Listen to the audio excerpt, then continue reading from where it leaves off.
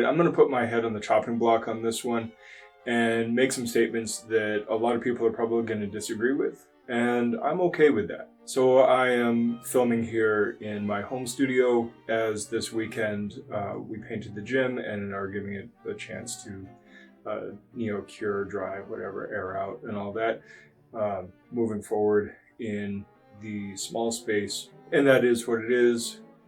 So we'll talk about that more later. What I want to talk to you about today is actually how to build forms, kata, or even to some degree how to analyze them. Now let's start with what this video isn't. I am not telling you to get rid of your traditional forms.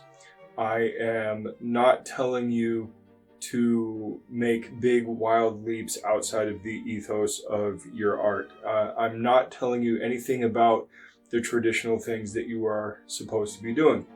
Now, if you want to be more, if you want to be more open about it, then absolutely you can apply these to the traditional forms within some reason. But what I'm talking about here really is kind of a big what if question. If you were to design a new form, if you were to design a new series of forms to develop your art or to retool your art, however, whyever you would do that, these are some considerations I would take into account. So let's start off with the obvious thing. What are forms not? We've talked about this in the past. Forms are not shadowboxing. They fail miserably as shadowboxing. So we have to make sure that we're not treating forms as if they are shadowboxing. And to a large degree, forms are not even some procedural order of combat. They're not a how-to guide of how you would fight. It's just not something you can really do feasibly and in a formal way. There are too many variables that you can't take into consideration. So to try to choreograph out fight scenes for your form is actually really the wrong way to do it. It's actually one of the big problems with creative forms. Creative forms are, trying to be like an order of combat kind of thing, and that misses the point entirely. So then that brings us to something that we've talked about before, which is like, what are forms even good for? What are forms built around? And when you look at some of the historical examples, and when you look at some of the context surrounding them, forms start looking a lot kind of like military drill, in the sense of you are practicing maneuvers. And any good person who's been in combat before knows they don't translate one-to-one directly into combat. What they do rather is kind of give you a baseline set of motor patterns and ideas and tactics and strategies to be able to rely on, because having a starting point is better than being in a chaotic non-point. And that makes a difference. So when we look at that, like, what does that really boil down to? Well, it boils down to a kind of conditioning. It is very specific conditioning. So conditioning is a big giant word that doesn't really mean anything on its own. It always needs a modifier. But in a sense, yes, some of the forms, especially Chinese forms, start looking a little bit like Qigong and could be used in a sense of kind of isometric or calisthenic type of physical conditioning to a point. But forms by themselves kind of do a poor job of doing conditioning. And as we've seen over and over and over again, the old methods, there was a lot of resistance training and additional physical training. So forms aren't just conditioning. It's more conditioning in the sense of, again, giving you kind of a baseline of here's the baseline of what we're doing. Everybody should move in these ways, and this makes it repeatable, predictable method of training for us to build our further baseline on, right? It's much easier to individualize when you kind of get the common denominator stuff out of the way. And then, of course, forms actually really do a good job of providing just technique practice. If your forms are well constructed, they can actually replace everybody standing in line and punching the air in military fashion. a lot of that can go away if you have your forms. The forms are actually pretty good at doing that. And because doing things in sequence and moving and not just having people stand there do mindless repetitions, it's more engaging. And one of the cool things with it as well is that forms kind of speak to our, for lack of a better term, Neanderthal brain, right? The still uneducated and illiterate primal part of us that responds more to sensory input than we do to logic, language, mathematics, things like that. Those are all back-end things, right? Those are all lagging indicators. What we really need is something that kind of speaks to us on that cellular level, right? If you go back, like, to tribal society and all of that, and you go back pre-literacy, you end up seeing a lot of sensory input type of storytelling and rule giving and whatnot, because the sensory input actually sticks out to us in a way that reason doesn't. And then on that note, the other thing that forms do really, really well is they provide a nice, robust, abstract platform for us to be able to actually kind of discern and divine applications and techniques and ideas, right? That abstractness, I don't think is a mistake. I don't think that abstractness is a happy accident. I think it's actually beneficial. That abstractness allows us to be able to go in and say, what could possibly be the application here? And it leaves it as an open-ended question, and that open-endedness is what allows us to move the art forward as context changes. Because, a punch is a punch is a punch, a kick is a kick is a kick, right? Throws are the same as they were 300 years ago, all that kind of stuff. But the context in which they happen is different.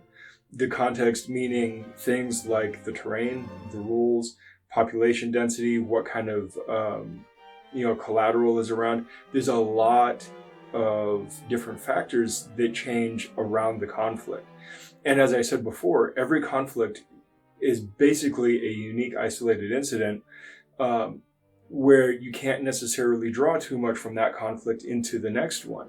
Because again, once you get past the common denominator stuff, which is really, really super baseline, it starts coming down to who you're fighting, why you're fighting, what the consequences are, etc. Context matters a lot.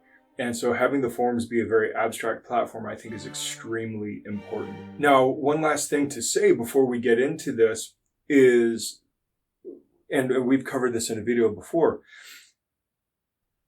forms fit into a really, really nice, simple place in our practice in the gym. And this is something that I encourage other folks to do as well, because I personally believe that your best time in class is spent touching hands, because you may not have a training partner at home. You may not have the availability in the rest of your schedule to go and train with somebody else, whatever.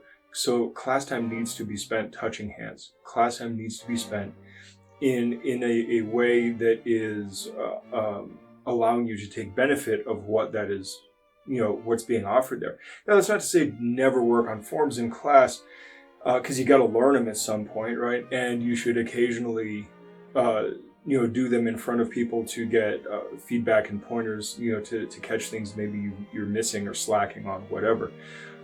But that should be a minority of the training, right? And so where I fit forms into the training is, I think that forms are the perfect warm-up for getting into class. So, and hear me out on this, a lot of classes like to do like these pseudo conditioning warm-ups, and for the most part they're not doing enough activity to run too hard into somebody's workout program. But I've had students that have been gym rats, and they show up to class barely able to move. They're sore, they're tired, they're achy because they already spent 2 hours lifting that day or whatever. There is absolutely no reason to run them through push-ups and sit-ups and running and burpees and things like that before class. It's not only is that not specific, but that's actually going to be potentially, in some cases, actually overloading their recovery systems, because they already have a robust workout program.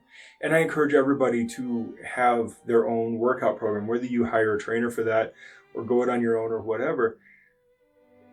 if you're already doing, a couple hundred push-ups a day, you don't need to do another 10 push-ups in class. It's not going to help you. It's not going to do anything for you. And it's not necessarily going to warm you up the right way. So I believe that forms actually provide a very specific warm-up. And the other cool thing that forms do is, because they can operate in a sense as a moving meditation, they can act as kind of an on switch for getting into class or getting into your practice. If you start your practice with your forms, if you start your practice with with doing something specific to your art, and I think forms are such a great way to do that, it becomes this kind of ritualistic opening to practice that can help some people, especially some people who maybe have had a bad day or whatever, their heart's not in it, their mind's not in it, they do their forms and there's an on switch. It becomes a kind of mnemonic device just to tell them, oh, this is where you are now, right? It's an alarm bell, however you want to look at it. So I think that forms really, really belong on the front end of class as a warm-up, barring, of course, learning new forms or sharpening, getting pointers on them. So that kind of gives you the context of how I look at forms and what they are and what they aren't, and where they fit within a practice. Now, the last thing I'll say, I know I said the last thing was the last thing, but the last thing I'm going to say is you need to practice your forms with proper intent, right? I like forms, but I'll be the first to tell you, forms are not at all necessary. Forms do not inherently make you better, especially if you're just going through the motions. If you're just going through the motions, the forms are not going to serve you at all. They might barely serve as a diagnostic warm-up, letting you know, oh, my elbow feels a little funky today or whatever. But if you're not actually putting intent in them, they might not even do that. So if you're going to do forms, do them with proper intent. It's the only way to do them. It's the only way to make them worthwhile. You can absolutely get by and be a fantastic fighter without them. But at the same time, if you do them well, they can absolutely add to and enhance your practice in a way that other things may not be able to do. And again, because they are that kind of sensory mnemonic device, they can really speak to you in a way that, that words on paper, simple logic and reason cannot do. All right. So let's get into what we're actually talking about here, and that is how to build or potentially analyze your forms. Let's keep this open-ended, and there's no way that I'm going to be able to cover everything, because I guarantee you I'm going to forget something, and I'll come back 2 weeks be like, oh, I forgot about this one thing, right?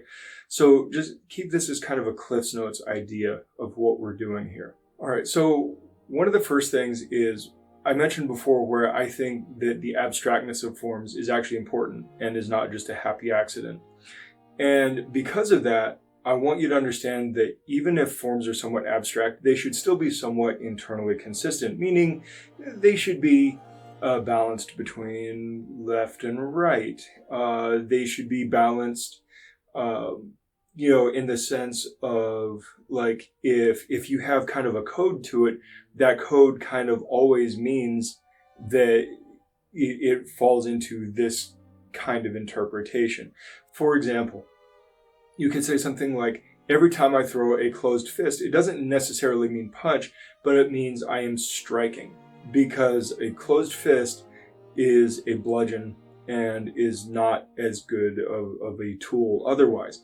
Whereas you could say an open hand, maybe specifically a palm strike, you could say, well, then that's a more open interpretation of that could be an open hand strike, but it could also be a grab, a grapple, something like that. So you can have codes like that, and that's great, but the form should be internally consistent where that actually flows. And there are places where we throw punches in forms that you go, well, but then that could be open hand, and if it could be open hand, it could be a grab, right? And those are fine trails of logic to go down, right? Because if this is abstract, you can do that. If it is principle based and not just technique based, you can do that. So I think that is a really, really important concept there. Now, that being said, Forms also help to introduce and give practice to techniques. There is nothing wrong with just practicing your techniques. And so all of your major techniques, at least, should have representation and should have some repetition within those forms. I kind of like the rule of threes. It's an easy small number for us to wrap our heads around.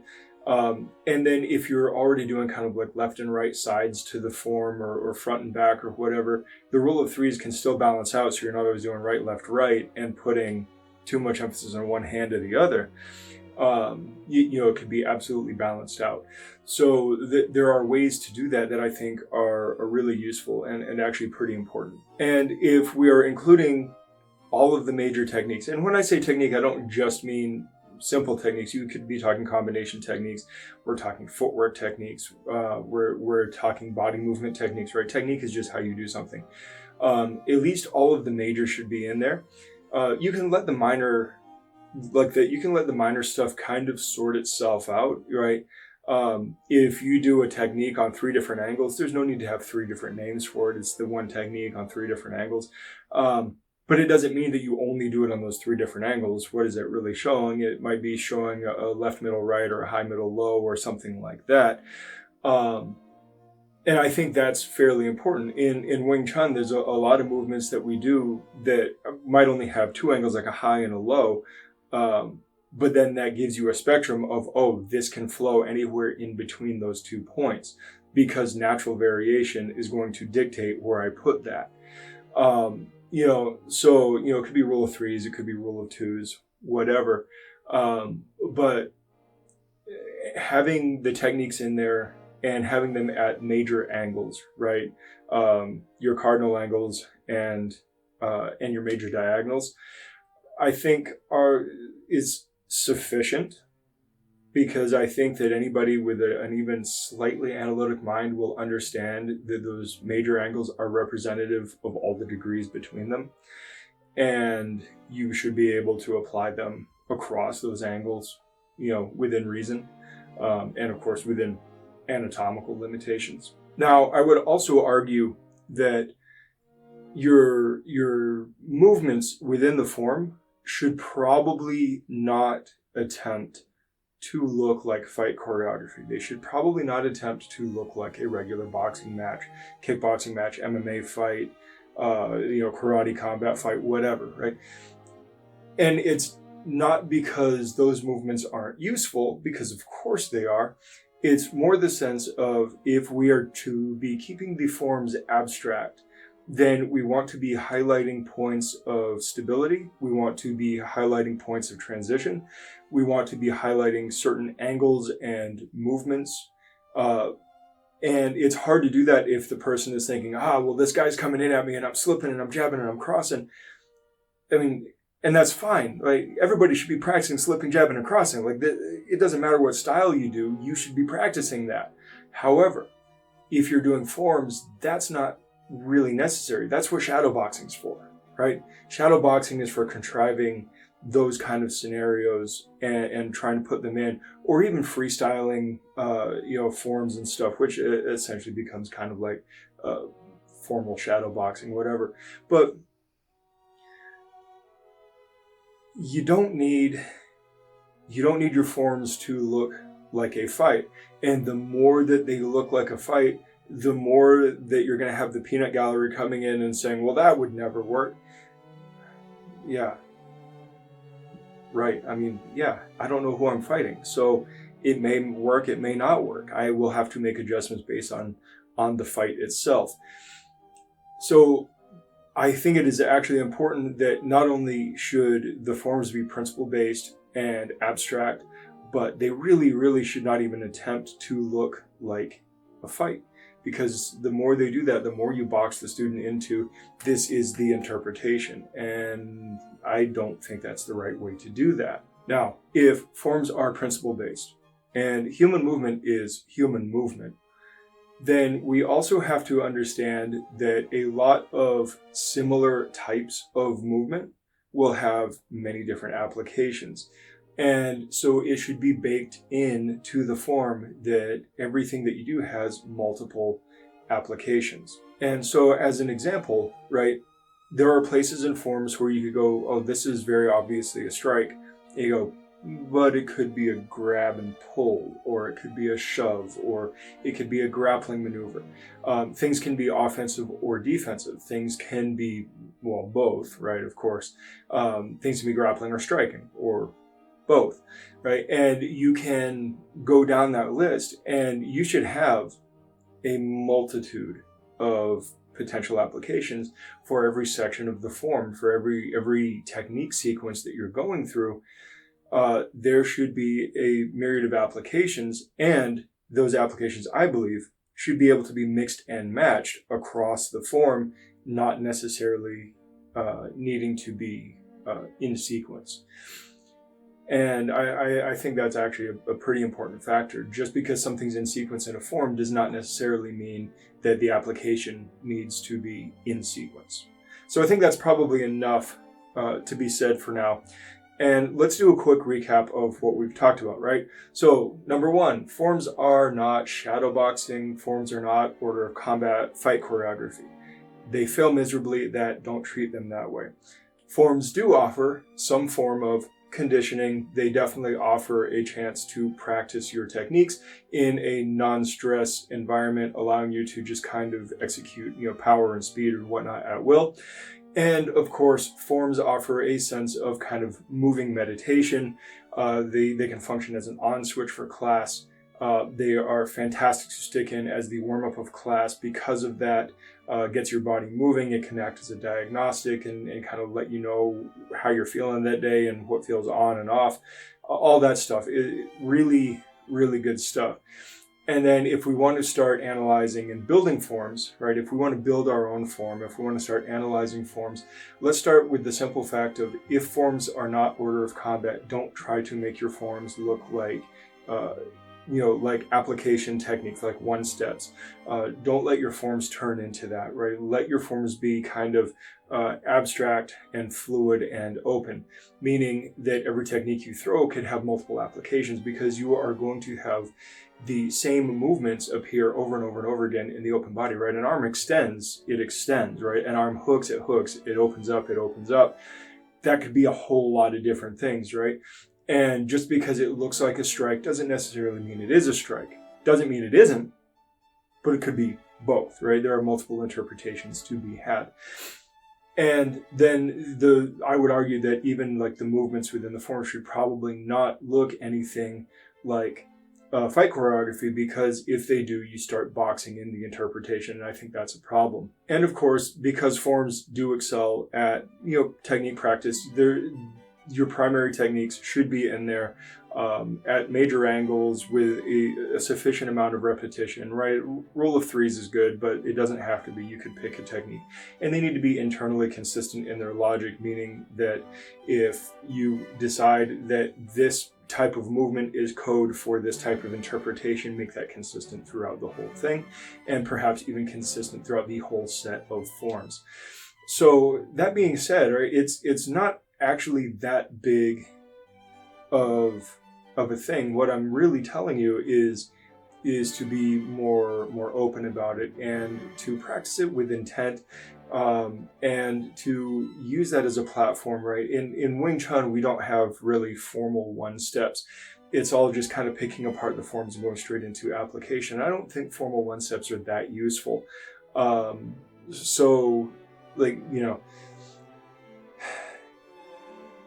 Is there some use to, here's an attack, here's how you respond? Yes, but there's limitations to that.